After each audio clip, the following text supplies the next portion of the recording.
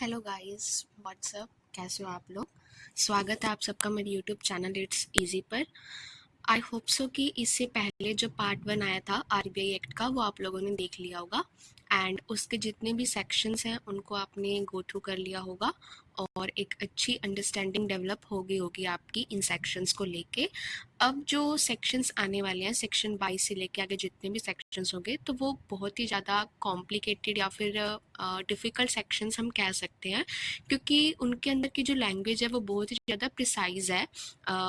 जो भी एक्ट्स की लैंग्वेज होती है बिल्कुल वैसी लैंग्वेज यूज़ करी हुई है। तो मैं कोशिश करूँगी शॉर्ट एंड क्रिस्प फॉर्म में आपको मैं इसको समझा पाऊँ एंड फिर भी आपको 3-4 या कितने भी सेक्शंस ऐसे लगें कि ये सेक्शंस आपको फिर भी समझ में नहीं आए तो उनके 2 या 3 कीवर्ड्स हैं उनको बस आप दिमाग में बिठा लेना। पूरा सेक्शंस क्या कह रहे हैं, क्या रिप्रेजेंट कर रहे हैं वो आपको नहीं भी समझ में आ रहा कोई बात नहीं, ताकि एटलीस्ट अगर वो सेक्शन से जुड़ा कोई सवाल आता है तो आप कीवर्ड्स की हेल्प से गैस कर पाओ या फिर अपने ऑप्शंस जो कि बाकी ऑप्शंस हैं उनको एलिमिनेट कर पाओ।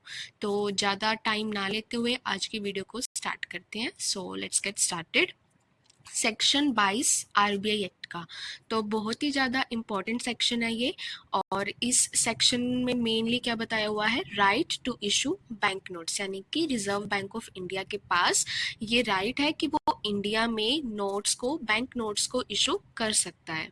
सो यही लिखा हुआ है इसके अंदर भी, the bank shall have the sole right to issue bank notes in India and may for a period which shall be fixed by the central government on the recommendations of the central board। यानी कि वो जो notes issue किए गए हैं वो कितने time तक सर्कुलेशन में रहेंगे उसको डिसाइड करता है सेंट्रल गवर्नमेंट, और सेंट्रल गवर्नमेंट के पास किसकी सिफारिश या किसकी रिकमेंडेशन जाती है, वो सेंट्रल बोर्ड की जाती है। और सेंट्रल बोर्ड कौन सा है, जो आरबीआई का बोर्ड है, जिसके अंदर हमारे एक गवर्नर, 4 डिप्टी गवर्नर्स और जितने हमने ऑफिशियल्स पढ़े थे वो होते हैं। तो उनकी रिकमेंडेशन जाती है कि अब डीमोनेटाइजेशन करने का टाइम आ गया है, तो फिर सेंट्रल गवर्नमेंट ऑर्डर देती है, डीमोनेटाइजेशन होता है एंड नई करेंसी सर्कुलेशन में आ जाती है। तो ये हमें सेक्शन 22 से पता चलता है।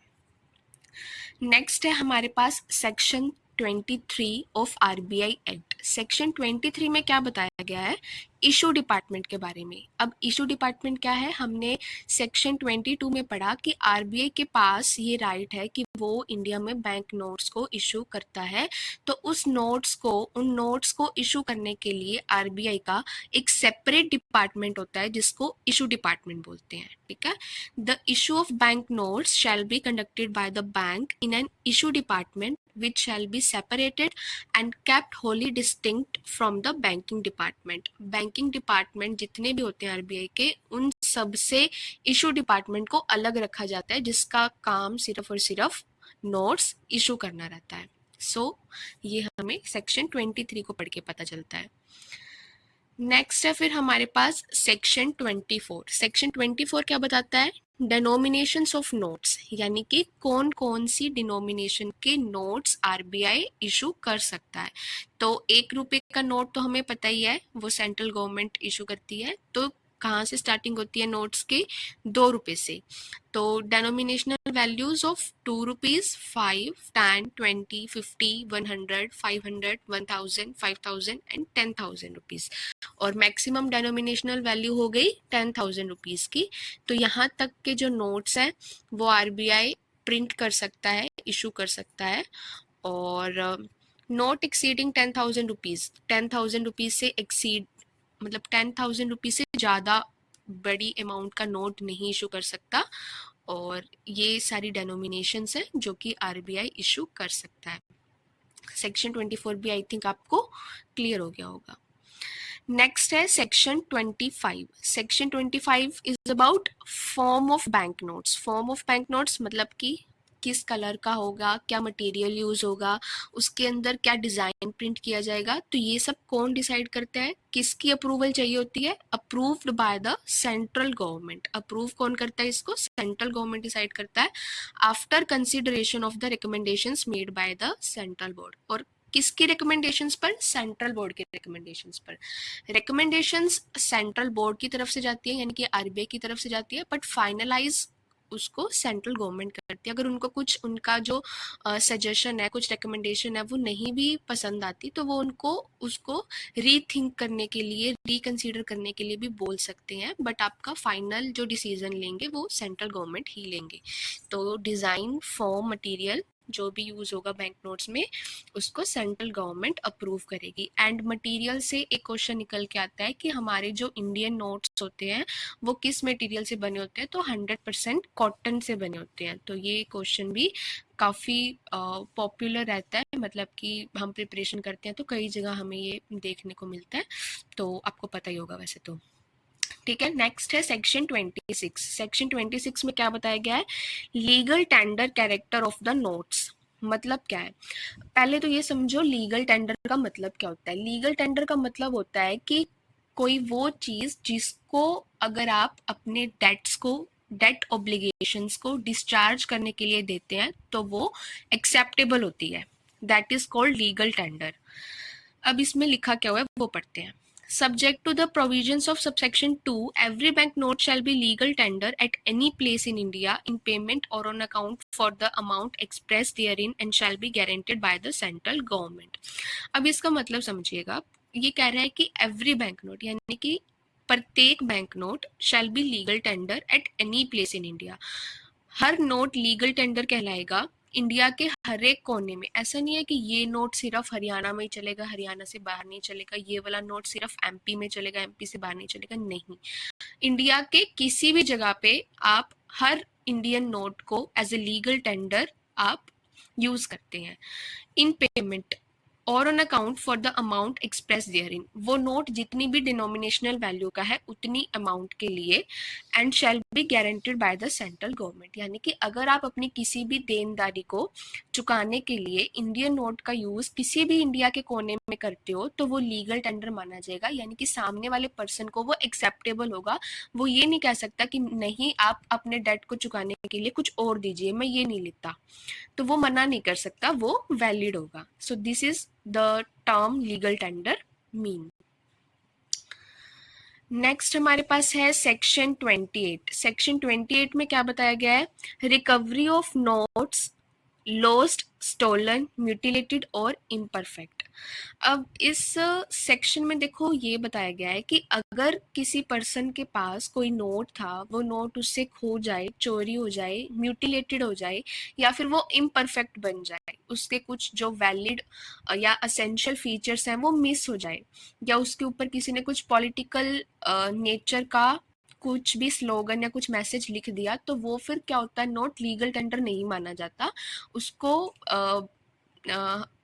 बैंक्स या कोई भी पर्सन लेने से मना कर सकता है अगर उसके ऊपर कुछ पॉलिटिकल नेचर का मैसेज लिख दिया जाता है तो।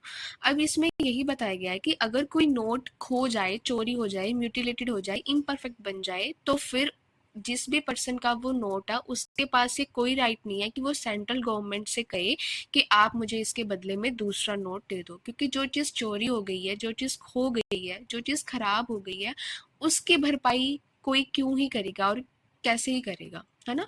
तो यही लिखा हुआ है इन 3 लाइनों में भी, मैंने आपको आसान भाषा में समझा दिया, बट इसकी जो लैंग्वेज है वो भी पढ़ लेते हैं एक बार। Notwithstanding anything contained in any enactment or rule of law to the contrary, no person shall of right be entitled to recover from the central government or the bank। यानी कि ना तो सेंट्रल गवर्नमेंट से ना RBI से वो recover कर सकता है। क्या रिकवर कर सकता है, value of any lost, stolen, mutilated और imperfect currency note of the government of India. तो वो रिकवर नहीं कर सकता, उसके पास ये कोई कुछ भी राइट इस टाइप का नहीं है। ठीक है, सो ये हमें सेक्शन 28 ने बताया। नेक्स्ट है हमारे पास section 29 of RBI act. Section 29 में क्या बताया गया है, bank exempt from stamp duty on bank notes. अब आपको पता है कि हर एक नोट में सेंट्रल जो हमारे गवर्नर होते हैं आरबीआई के, उनकी तरफ से प्रॉमिस होता है, जितनी भी वैल्यू का वो नोट है उसमें लिखा होता है कि मैं धारक को इतने रुपए अदा करने का वचन देता हूँ, एंड देन नीचे उनके साइन होते हैं। तो नॉर्मली जब भी हम कुछ भी जैसे लोन वगैरह देते हैं या कुछ भी ऐसी कुछ मतलब दो पार्टीज के बीच में जहाँ पर डेटर क्रेडिटर का रिलेशनशिप क्रिएट हो रहा होता है, तो हम क्या लेते हैं, स्टैम्प पेपर लेते हैं, और स्टैम्प पेपर पे सामने वाले पर्सन के साइन लेते हैं। मतलब वो भी एक तरीके का यही होता है कि हाँ, मैं अपना जो भी डेट है या जो भी अपनी ऑब्लिगेशन है उसको मैं डिस्चार्ज कर दूंगा। तो इंडियन नोट्स के रिस्पेक्ट में आरबीआई लाइबल नहीं है कि वो कोई स्टैम्प ड्यूटी पे करेगा या किसी स्टैम्प के ऊपर आपको लिख के देगा। ठीक है, आरबीआई के गवर्नर ने नोट के ऊपर साइन कर दिया, अपनी अंडरटेकिंग दे दी, तो ये ही सबसे बड़ा जेन्युइन स्टेटमेंट है। कहीं से भी आरबीआई लाइबल नहीं है कि वो स्टैम्प ड्यूटी पे करेगा। देखो, मैंने तो इसको यही मतलब निकाल के समझा था। अगर लीगल टर्मिनोलॉजी में इसका कुछ और मतलब निकलता है तो फिर I am not fully aware of it. तो याद करने के पर्पज से आप इसको ऐसे याद कर सकते हो कि आरबीआई एग्जाम्प्ट रहता है बैंक नोट्स पे ड्यूटी पे करने की। वो ड्यूटी पे नहीं करता, मतलब कि आरबीआई के नोट के ऊपर जो गवर्नर का प्रॉमिस है उसको ही जेन्युइन स्टेटमेंट माना जाता है। उसके लिए कोई अलग से स्टैम्प ड्यूटी लेके और उसके ऊपर कोई लिख के देने की जरूरत नहीं होती। So this is section 29। हाँ, अगर आप लोग इस सेक्शन को अच्छे से समझते हो और ये सेक्शन क्या कहना चाह रहा है तो आप प्लीज़ फिर मेरे को कमेंट्स में बता देना, ताकि मैं भी थोड़ा सा उसको लीगली पर्सपेक्टिव से समझ सकूं। बाकी मैंने तो इसको याद करने के पर्पज से इसी तरीके से समझा था।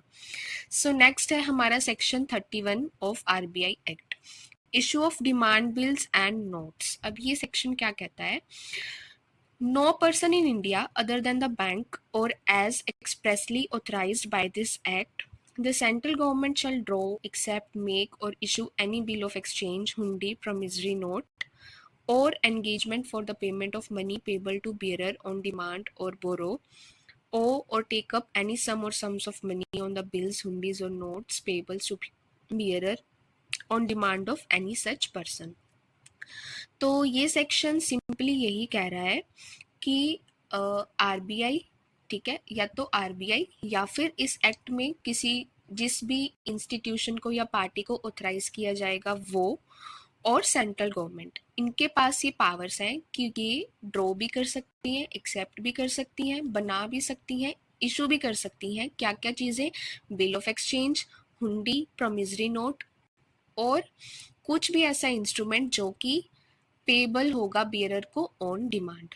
तो इन पार्टीज के पास ही ये राइट है। सेक्शन 31, ठीक है। नेक्स्ट है हमारे पास सेक्शन 34। सेक्शन 34 में क्या बताया हुआ है, liabilities of the issue department. Issue department की क्या क्या लाइबिलिटीज है। The liabilities of the issue department shall be an amount equal to the total of the amount of the currency notes of the government of India and bank notes for the time being in circulation। अब हमने देखो पढ़ा था section 23 के अंदर कि notes को issue करने का काम इशू डिपार्टमेंट करता है। तो इशू डिपार्टमेंट की लाइबिलिटीज क्या क्या है, कितनी लाइबिलिटी होगी इशू डिपार्टमेंट की। तो लाइबिलिटी की अमाउंट क्या बता रखी है कि जितने भी करेंसी नोट्स हैं, बैंक नोट्स हैं सर्कुलेशन में, उतनी अमाउंट के इक्वल इशू डिपार्टमेंट की लाइबिलिटी होगी। That's it. सेक्शन 38, सेक्शन 38 में क्या बताया हुआ है, obligations of government and the bank in respect of रूपी कॉइन। तो इसको आप शॉर्ट फॉर्म में आप इस तरीके से लिख लेना, इशू ऑफ रूपी कॉइन। रूपी कॉइन को लेके सेक्शन 38 में बताया हुआ है।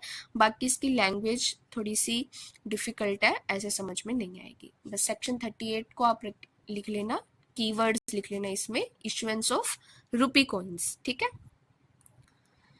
नेक्स्ट है हमारे पास सेक्शन 40। सेक्शन 40 में है ट्रांजैक्शंस इन फॉरेन एक्सचेंज, यानी कि इस सेक्शंस में ये बता रखा है कि जो रिजर्व बैंक ऑफ इंडिया है वो जितने भी ऑथराइज्ड पर्सन्स होंगे, ऑथराइज्ड पर्सन्स जिनको आरबीआई ने ऑथराइज कर रखा है कि वो फॉरेन एक्सचेंज में डीलिंग कर सकते हैं, तो आरबीआई उन ऑथराइज्ड पर्सन से खरीद भी सकता है, बेच भी सकता है, किसको, फॉरेन एक्सचेंज को, यानी कि फॉरेन करेंसी को।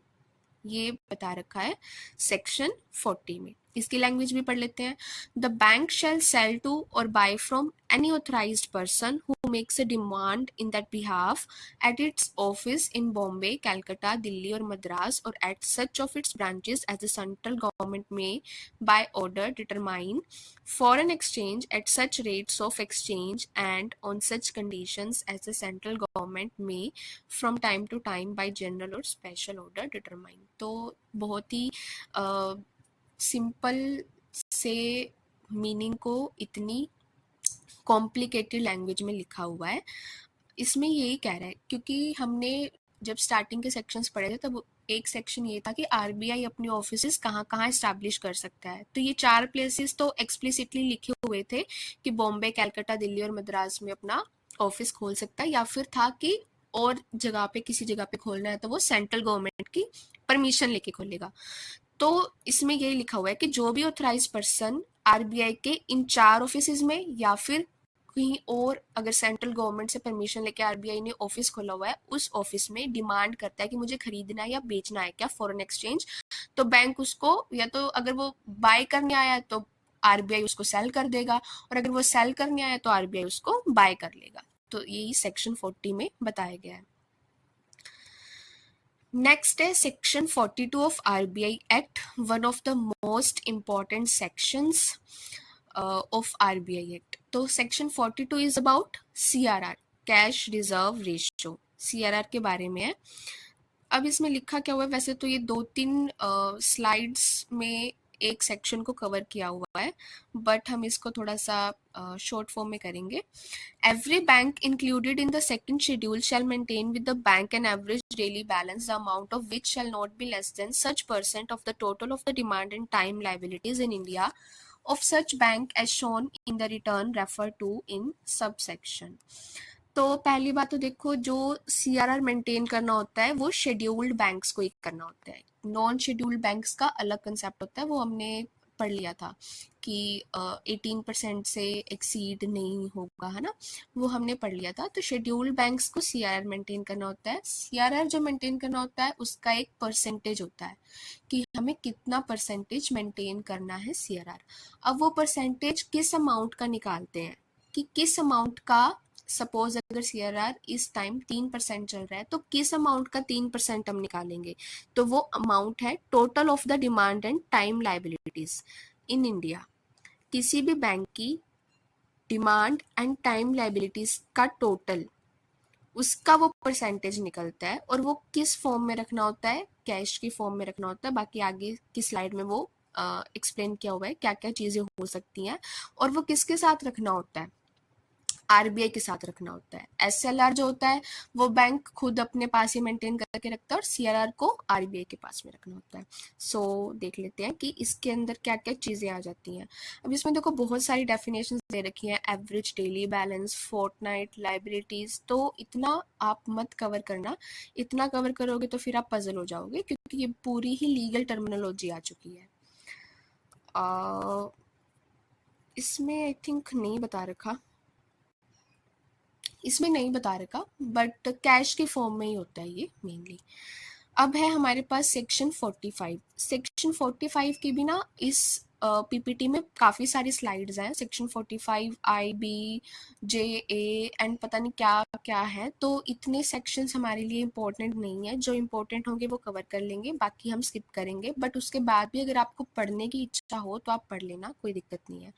बट इतने सेक्शंस नहीं, इतने हार्ड सेक्शंस तो कभी नहीं आएंगे, बिल्कुल ही एक्सपेक्ट जो रेशियो हम माने इनकी, तो वो नेग्लिजेंस है, बिल्कुल ही नील जैसी है। बट फिर भी मैं आपको यही समझाना चाहूँगी कि हम अपने 3, 4 या 5 नंबरों के लिए अपने बाकी के नंबर्स के साथ कोई भी खिलवाड़ नहीं कर सकते। तो जहाँ पे आपको लगे कि ये चीज़ें बहुत ज़्यादा डिफ़िकल्ट है, आप उनको छोड़ देना ही बेहतर समझिए, इंस्टेड कि आप अपने बाकी मटेरियल के ऊपर, अपने बाकी रिसोर्सेज के ऊपर कम ध्यान दें और उसी को समझने में, उसी के डीप घुसने में अपना टाइम वेस्ट कर दें, ठीक है। एंड एक चीज़ आपके साथ और मैं डिस्कस करना चाह रही थी, वो ये कि मैं कोशिश करती हूँ कि रोज का एक आधा क्वेश्चन, आधा तो क्या ही होता है, एक ही होता है, एक क्वेश्चन मैं पोस्ट के जरिए आप लोगों से पूछूं, एंड उसमें 4 से 5 मैं कहना चाहूँगी कि मेरे सब्सक्राइबर्स ऐसे हैं जो डेली उनका आंसर देते हैं। सो ये बहुत अच्छी हैबिट है आपकी। एक तो ये होता है कि अगर आपने वो चीज़ रिवाइज कर रखी होती है तो आप उसका आंसर देते हैं, एंड तो आपके अंदर कॉन्फिडेंस क्रिएट होता है। एंड दूसरा, अगर आपको वो टर्म या वो क्वेश्चन के बारे में नहीं पता होता तो फिर आप जाके सर्च करते हो, उसको ढूंढते हो, और ढूंढ के जब आप उसको पढ़ते हो तो वो आपको मतलब कि हमेशा याद रहता है कि हाँ, कभी हमसे किसी ने ये क्वेश्चन पूछा था तो तब मैंने ये याद किया था, इसका आंसर तो ये होगा। और दूसरा ये होता है कि मैं कोशिश करती हूँ कि अलग अलग टॉपिक से आपसे क्वेश्चन पूछूं, ताकि आपको ये भी पता चल जाए कि अच्छा, हमारे सिलेबस में ये भी पूछा जा सकता है, तो मुझे ये चीज़ भी कवर करनी है जिन्होंने पहले कवर नहीं करी थी। ठीक है, तो आपको ये भी पता रहता है और आप अलग अलग टॉपिक्स को पढ़ते हैं। ये नहीं है कि एक ही टॉपिक को पढ़ते रहो काफ़ी लंबे टाइम तक। आप अलग अलग टॉपिक्स को, चाहे वो किसी भी बहाने आप पढ़ो, किसी क्वेश्चन का आंसर देने के बहाने पढ़ो, या आपने सोचा ही ये था कि आज मैं इस टॉपिक को पढ़ूंगी तो आपने वैसे उसको पढ़ा, या फिर आज आपने किसी से ब्रांच में उसके बारे में डिस्कशन सुना, तब आपने सोचा कि यार ये क्या चीज़ है, मुझे तो इसके बारे में पता ही नहीं है, मैं इसको पढ़ती हूँ। सो मेरा बस क्वेश्चन पूछने का मेन पर्पज़ यही होता है कि एटलीस्ट आप लोग उस चीज़ के बारे में, अगर आपने पहले नहीं पढ़ रखा तो आपको पता तो चले कि ये भी चीज़ एग्जिस्ट करती है, मुझे इसके बारे में भी पढ़ना है। एंड जब आपके और फ्रेंड्स आंसर देते हैं तब आपके मन में भी कहीं ना कहीं कंपटीशन की फीलिंग जन्म लेती है कि मुझे भी पढ़ना है, अच्छा इनको तो ये आता है, मुझे तो ये आता ही नहीं है, तो मैं भी थोड़ा सा अपनी प्रिपरेशन को बूस्ट करती हूँ। तो कोशिश किया करो, सब लोग, जितने भी लोग जुड़े हो, जितने भी लोग एग्जाम की तैयारी कर रहे हो, उन क्वेश्चंस का आंसर दिया करो। ठीक है, तो गलतियां भी होती रहती हैं, कई बार मेरे से भी कुछ गलत आंसर पोस्ट हो जाता है, तो आप लोग उसे करेक्ट कर देते हो, तो मुझे बड़ा अच्छा लगता है कि मेरी भी नॉलेज अपडेट होगी, एंड एटलीस्ट किसी के पास गलत आंसर तो नहीं पहुंचा। मतलब मेरे को ये चीज़ एक्सेप्ट करने में बिल्कुल भी कुछ भी शर्म या वो वाली चीज़ नहीं है। मतलब जहाँ पे मैं भी गलत हूँ तो आई एक्सेप्ट कि मैं गलत हूँ, मेरा आंसर गलत है, एंड एटलीस्ट आप लोगों ने करेक्ट आंसर दिया तो मेरा भी नॉलेज अपडेट हुआ। एंड साथ ही साथ जो दूसरे बच्चे थे जिनको इसका आंसर नहीं पता था और वो गलत आंसर को ही सही आंसर मान बैठते, उनका भी आंसर ठीक हो गया, उन्होंने भी अपने आप को करेक्ट कर लिया। So thank you very much, और इसी तरह से सपोर्ट करते रहिए। वीडियोस लाने में मैं कई बार लेट हो जाती हूँ, बट कोशिश पूरी यही रहती है कि जैसे ही मुझे टाइम मैनेज होए मैं एक किसी भी टॉपिक की वीडियो बनाऊं। तो चलो, बातें बहुत होगी, पढ़ते हैं सेक्शन 45, जो कि है appointment of agents. Appointment of agents का यहाँ पे ये मतलब है, अगर मैं आपको सिंपल शब्दों में समझाऊं तो रिजर्व बैंक ऑफ इंडिया के पास सेंट्रल गवर्नमेंट से जैसे भी वो अथॉरिटी उसको मिलती है, या सेंट्रल गवर्नमेंट उनको से वो अप्रूव करवा लेते हैं, तो रिजर्व बैंक ऑफ इंडिया किसी भी बैंक को या उसकी किसी भी सब्सिडरी को अपने किसी काम के लिए एज एन एजेंट अपॉइंट कर सकते हैं। सिंपल शब्दों में ये मतलब है, बाकी इसमें बहुत लंबा लंबा लिखा हुआ है, आपको पढ़ना हो तो पढ़ लेना। ठीक है, थोड़ा सा 2-3 लाइन तो चलो पढ़ ही लेते हैं। Unless otherwise directed by the central government with reference to any place the bank में having regard to public interest, यानी कि पब्लिक इंटरेस्ट, जनता की भलाई, जनता के फायदे को देखते हुए, बैंकिंग कन्वीनियंस के लिए, बैंकिंग के डेवलपमेंट के लिए, and such other factors which in its opinion are relevant in this regard, appoint the national bank, किसी भी नेशनल बैंक को, स्टेट बैंक को या corresponding न्यू बैंक को क्या कर सकते हैं, काफ़ी सारे subsidiary bank as defined in ये लिखा हुआ है, तो एजेंट अपॉइंट कर सकते हैं जिस भी पर्पस के लिए उन्होंने सोचा है। अब है सेक्शन 45A। सेक्शन 45A में बैंकिंग कंपनी का मतलब क्या है वो बताया हुआ है। Banking company means a banking company as defined in section 5 of the banking regulation act 1949। तो यहाँ पे देखो, सब सेक्शन मेंशन नहीं किया। अगर आपको याद है तो बैंकिंग कंपनी जो डिफाइन करी थी वो सेक्शन 5 था, सब सेक्शन सी था। सब सेक्शन सी और कंपनी रिलेट कर रहे थे, मैंने आपको समझाया था।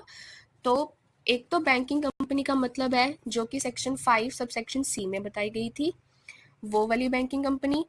और includes the state bank of India, और स्टेट बैंक ऑफ इंडिया भी है, सब्सिडरी बैंक भी है, जो कि डिफाइन किया गया है स्टेट बैंक ऑफ इंडिया के सब्सिडरी बैंक एक्ट 1959 में, और कॉरेस्पॉन्डिंग न्यू बैंक भी है। तो ये सभी फाइनेंशियल इंस्टीट्यूशन को बैंकिंग कंपनी बोला जाएगा सेक्शन 45A के अकॉर्डिंग। तो ये था सेक्शन 45A। नेक्स्ट है section 45B, power of bank to collect credit information. यहाँ पर बैंक का मतलब रिजर्व बैंक ही है।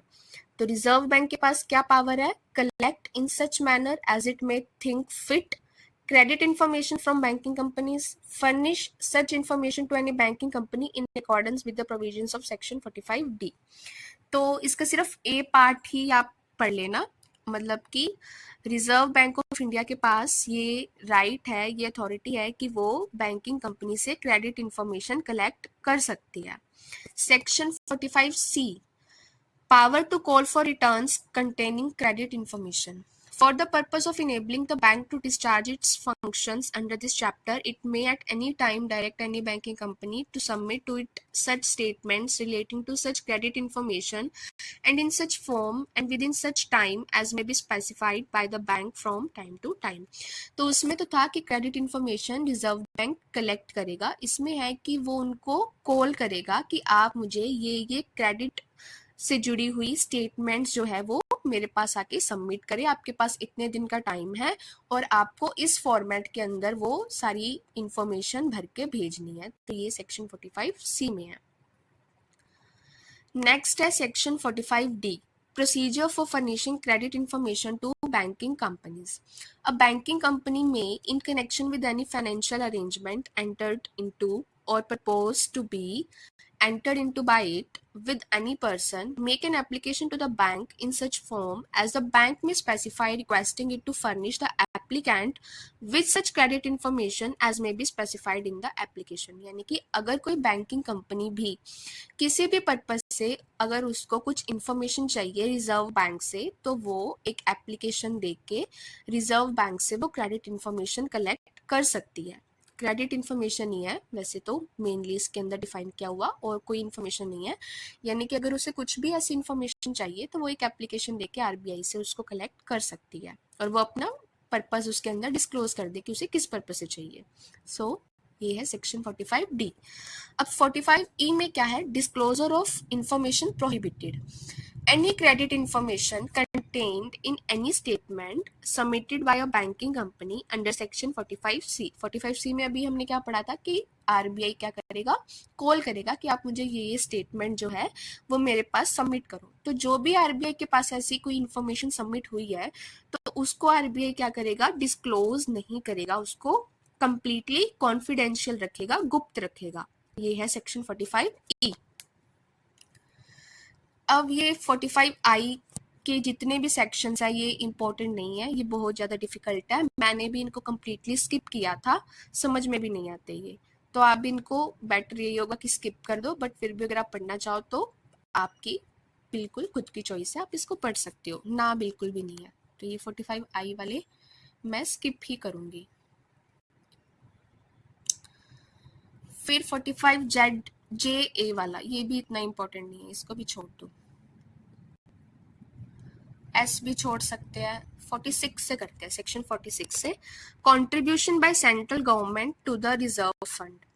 As per section 46 of the RBI Act, the central government shall transfer to the bank rupee securities of the value of 5 crores of rupees to be allocated by the bank to the reserve fund। अब इसका मतलब क्या है? हमने क्या पढ़ा था कि जो RBI की कैपिटल है वो कितनी है? 5 करोड़ है ना। तो जो सेंट्रल गवर्नमेंट है वो ये जो 5 करोड़ रुपीस की सिक्योरिटीज है ये बैंक को ट्रांसफर कर सकती है to be allocated by the bank to the reserve fund, उसके रिजर्व फंड में ट्रांसफर करने के लिए, करेगी, कर सकती है यानी शेल ट्रांसफर करेगी, क्योंकि तभी तो रिजर्व बैंक ऑफ इंडिया हम कहते हैं कि सरकारी बैंक है, सरकार का बैंक है, क्योंकि सेंट्रल गवर्नमेंट ने उसके रिजर्व फंड में 5 करोड़ रुपीस वैल्यू की सिक्योरिटीज ट्रांसफर करी हुई है। Section 49, publication of bank rate. The bank shall make public from time to time the standard rate at which it is prepared to buy or rediscount bills of exchange or other commercial paper eligible for purchase under this act। यानी कि जिस भी rate पे RBI bills of exchange या commercial papers को discount करेगा उस rate को पब्लिकली डिस्क्लोज करेगा, पब्लिश कर देगा टाइम टू टाइम कि वो रेट क्या रहने वाली है। नेक्स्ट है section 50। Section 50 is about auditors. Not less than 2 auditors shall be appointed and their remuneration fixed by the central government। यानी कि कम से कम 2 ऑडिटर तो अपॉइंट किए जाएंगे ही और उनका रेम्यूनरेशन कौन फिक्स करेगा? Central government. The auditor shall hold office for such term not exceeding 1 year. कितना टाइम रहने वाला है? 1 साल का। एज अ सेंट्रल गवर्नमेंट में fix while appointing them and shall be eligible for reappointment, और वो रीअपॉइंटमेंट के लिए भी एलिजिबल होंगे। नेक्स्ट है section 54 rural credit and development. The bank may maintain expert staff to study various aspects of rural credit and development, and in particular it may tender expert guidance and assistance to the National Bank, conduct special studies in such areas as it may consider necessary to do so for promoting integrated rural development। यानी कि ग्रामीण क्षेत्रों के विकास के लिए reserve bank में expert staff appoint किया जाएगा जो कि रूरल क्रेडिट एंड डेवलपमेंट की स्पेशलाइज्ड नॉलेज रखता है। एंड वो स्टाफ क्या करेगा? वेरियस केस स्टडीज कंडक्ट करेगा, स्पेशल स्टडीज कंडक्ट करेगा, और उससे रिलेटेड जो भी पॉलिसी डिसीजंस हैं या जो भी गाइडलाइंस हैं या जो भी इम्प्रूवमेंट्स किए जा सकते हैं नेशनलाइज्ड बैंक के द्वारा, तो वो उनको बताएंगे, गाइड करेंगे। फिर है हमारे पास सेक्शन 54A। सेक्शन 54A में क्या बताया हुआ है? The governor may by general और special order delegate to a deputy governor subject to such conditions and limitations if any as may be specified in the order such of the powers and functions exercisable by him under this act or under any other law for the time being in force as he may deem necessary for the efficient administration of the functions of the bank।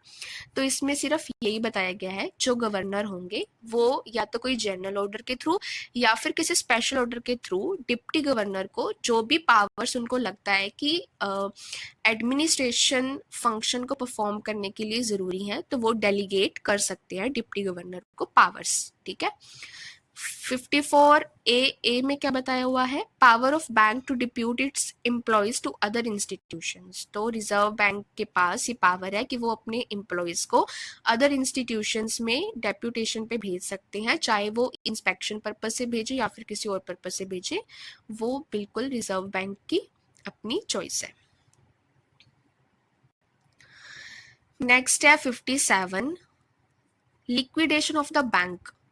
तो इसमें क्या है? Nothing in the companies act 1956 shall apply to the bank and the bank shall not be placed in liquidation save by order of the central government and in such manner as it may direct. यानी कि ये जो bank होगा ये कभी भी liquidation में नहीं जाएगा, और अगर ऐसी कुछ नौबत आएगी भी तो जो भी सेंट्रल गवर्नमेंट का ऑर्डर होगा जिस भी मैनर में करना होगा तो वो सेंट्रल गवर्नमेंट डिसाइड करेगी। Power of the central board to make regulations. Section 58 of RBI Act. The central board may, with the previous sanction of the central government by notification in the official gazette, make regulations consistent with this act to provide for all matters for which provisions is necessary or convenient for the purpose of giving effect to the provisions of this act।